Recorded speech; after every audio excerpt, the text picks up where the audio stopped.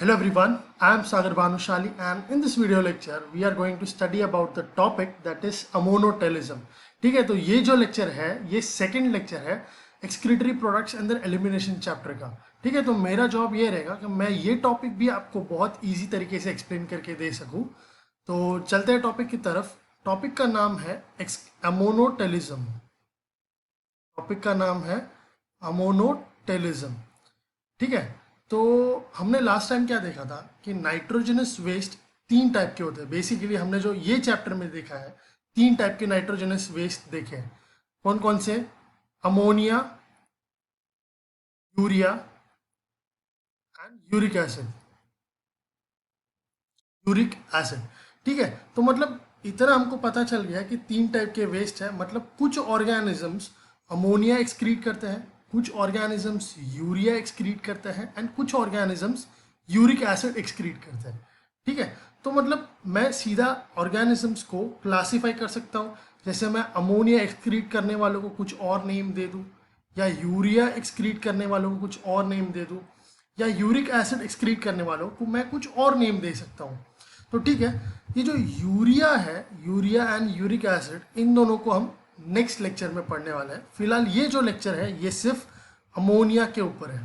ठीक है, तो जो ऑर्गेनिजम्स अमोनिया एक्सक्रीट करते हैं, डायरेक्टली अमोनिया ही एक्सक्रीट करते हैं, उनको क्या बोलेंगे हम? अमोनोटेलिक. Ammonotelic organisms. ठीक है, तो नेक्स्ट टाइम अगर तुमको कोई ऑर्गेनिज्म दिखे और अगर वो अमोनिया एक्सक्रीट कर रहा है तो तुम पब्लिक में ये मत चिल्लाना कि देखो देखो वो अमोनिया एक्सक्रीट कर रहा है. ऐसा नहीं चिल्लाना. हमको ये बोलना है, थोड़ा साइंटिफिक तरीके से बातें करना है. हमको क्या बोलेंगे हम कि देखो वो अमोनोटेलिक ऑर्गेनिज्म है. ठीक है, तो नेक्स्ट टाइम अगर तुम कोई ऑर्गेनिज्म को देखो और वो अमोनिया एक्सक्रीट कर रहा हो, अमोनिया एक्सक्रीट करते हुए नहीं देखना है. ठीक है, अगर कोई ऑर्गेनिज्म अमोनिया एक्सक्रीट करता हो एंड तुम उसको देखो तो उसको हम क्या बोलेंगे? Ammonotelic organism. ठीक है, तो यहाँ पे मैं स्टेटमेंट लिखता हूं, organisms that excrete ammonia as their nitrogenous waste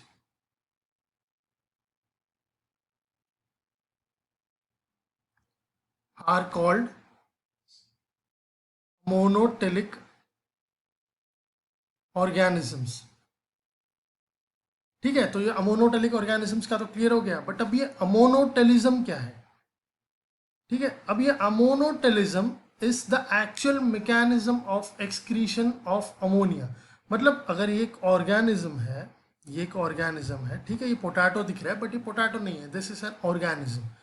ठीक है, एंड अब ये इसका अंदर न्यूक्लियस है, ये इसका जेनेटिक मटेरियल है. ठीक है, अब ये ऑर्गेनिज्म अमोनिया एक्सक्रीट कर रहा है, तो इसका मतलब ये अमोनोटेलिक ऑर्गेनिज्म है. अमोनोटेलिक ऑर्गेनिज्म है एंड ये जो पूरा ओवरऑल जो मैकेनिज्म है उसको हम अमोनोटेलिज्म बोलेंगे. ठीक है, ये जो पूरा मैकेनिज्म है उसको अमोनोटेलिज्म बोलेंगे. ऑर्गेनिज्म है उसको अमोनोटेलिक बोलेंगे एंड जो प्रोसेस है उसको अमोनोटेलिज्म बोलेंगे. ठीक है, so this was about ammonotelic and ammonotelism. अब अमोनिया पर फोकस करता है.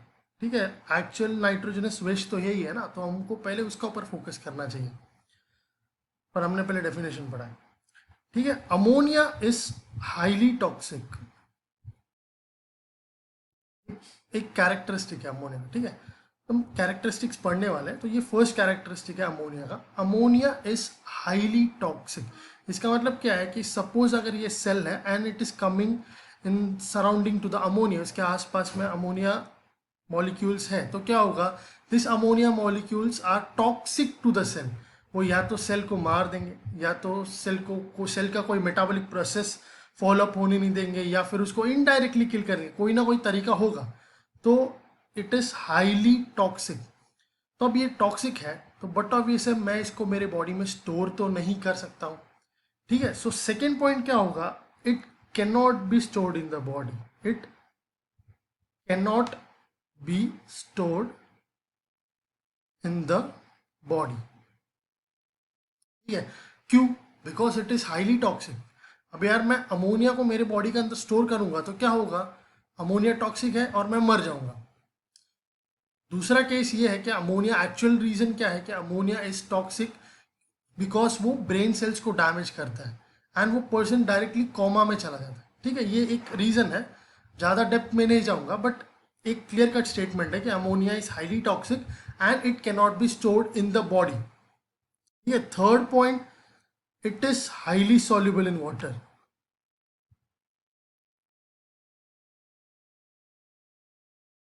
हाईली soluble इन वाटर, ठीक है, मतलब बंदा थोड़ा भी सख्त नहीं है, पानी दिखा नहीं कि पिघल गया डायरेक्टली, ठीक है, बिल्कुल भी सख्त नहीं है। Ammonia is highly soluble in water, पानी में तुरंत सॉल्युबल हो जाएगा। ठीक है, तो अब इतना तो पता चल गया कि अगर ये हाईली वाटर soluble है तो मुझे अगर इसको बॉडी के बाहर निकालना है तो मुझे पानी एक्सेस में चाहिए रहेगा। ठीक है, मतलब एक दूसरे से पॉइंट लिंक्ड है, एक तो हाईली टॉक्सिक है, इसके लिए बॉडी में स्टोर नहीं कर सकता। थर्ड वन, वो हाईली सॉल्युबल है, इसके लिए उसको बॉडी के बाहर एलिमिनेट करने के लिए बहुत ज़्यादा पानी लगेगा। ठीक है, तो फोर्थ स्टेटमेंट भी हमको मिल गया, requires large amount of water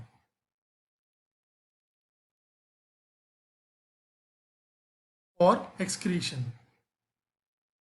but अभी लार्ज अमाउंट ऑफ वाटर ये कोई आंसर नहीं हुआ है, हमको हमको एक प्रॉपर पॉइंट देना पड़ेगा, प्रॉपर वॉल्यूम देना पड़ेगा कि सर इतना अमोनिया निकालने के लिए हमको इतना पानी तो चाहिए ही चाहिए।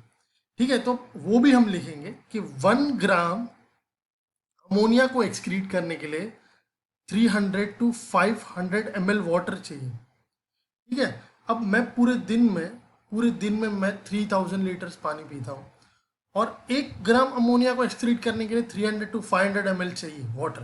मतलब अगर मैं अमोनिया एक्सक्रीट करता रहूँ, हाँ, अगर मैं अमोनिया एक्सक्रीट करता रहूँ तो क्या होगा, मैं दिन में जितना पानी पीता हूँ उतना तो अमोनिया को ही एक्सक्रीट करने में निकल जाएगा। तो मेरे बेसिक मेटाबॉलिक प्रोसेस का क्या। ठीक है, तो ये अमोनोटेलिक मोस्टली वही ऑर्गेनिजम्स होते हैं या वही एनिमल्स होते हैं जो एक्वेटिक होते हैं, क्योंकि उनके आसपास एक तो बहुत ज़्यादा पानी होता है, तो वो अफोर्ड कर सकते हैं कि ठीक है, हम इनकमिंग भी ज़्यादा होगा, आउटगोइंग भी ज़्यादा होगा, आपको कोई ज़्यादा फर्क नहीं पड़ने वाला है। ठीक है, बट हम ह्यूमंस में इनकमिंग भी कम है, आउटगोइंग भी कम है। ठीक है, बिकॉज हमारे सराउंडिंग में वाटर नहीं है इतना, बट एक्वेटिक ऑर्गेनिजम्स के सराउंडिंग में काफ़ी ज़्यादा वाटर है। इसके लिए क्या होता है, वो अमोनिया को एक्सक्रीट करना अफोर्ड कर सकते हैं, बट हम अफोर्ड नहीं कर सकते। हम टेरेस्ट्रियल ऑर्गेनिजम्स, जिसमें बर्ड्स आ जाते हैं, एनिमल्स आ जाते हैं, लैंड एनिमल्स आ जाते हैं, ठीक है, ये सब अफोर्ड नहीं कर सकते। मतलब अगर अभी ये अमोनिया को एक्सक्रीट करने के लिए मोस्टली एक्वाटिक ऑर्गेनिजम्स ही है, एक्वाटिक ऑर्गेनिजम्स, इसके एग्जांपल्स मोस्टली एक्वाटिक ऑर्गेनिजम्स ही होने वाले हैं। ठीक है, तो मैं ये रब करता हूँ, एंड इसके एग्जांपल्स देखते हैं। ठीक है, इसके examples of monotelic organisms. Examples of monotelic organisms comes first.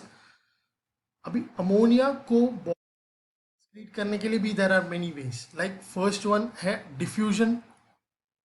Diffusion का मतलब क्या है, movement of solute from higher concentration to lower concentration. मतलब एक जगह जहाँ ज़्यादा है वहाँ से जहाँ लो कॉन्सेंट्रेशन है वहाँ मूव होगा। ठीक है, तो बट ऑब्वियस है, सेल के अंदर अमोनिया प्रोड्यूस हो रहा है, वेस्ट प्रोडक्ट के फॉर्म में प्रोड्यूस हो रहा है, तो ये बाहर से अंदर से बाहर जाएगा। ठीक है, सेल के अंदर से बाहर की तरफ जाएगा, from high amount to low amount.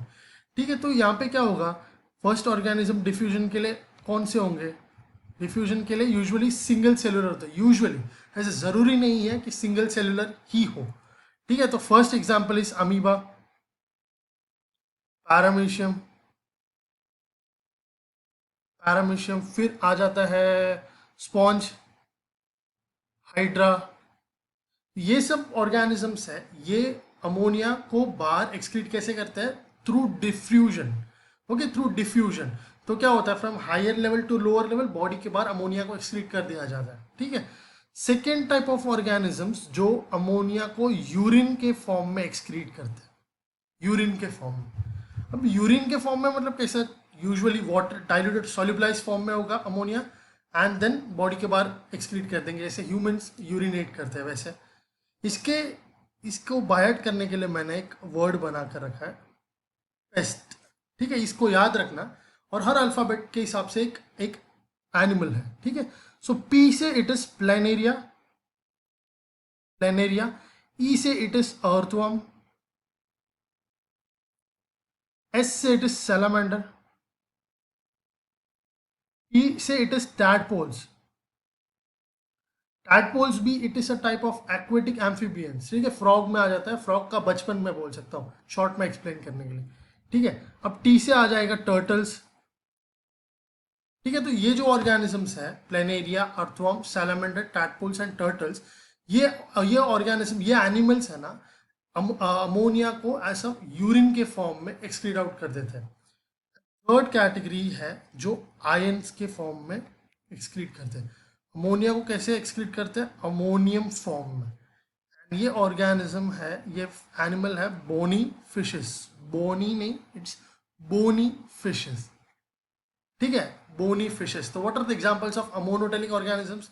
Amoeba, paramecium, sponge, hydra, फिर आ जाता है PEST, P for planaria, E for earthworm, salamander, tadpoles, turtles, and then urine के फॉर्म, आयंस के फॉर्म में जो एक्सक्रीट करते हैं अमोनियम फॉर्म में अमोनिया को, वो है बोनी फिशेस।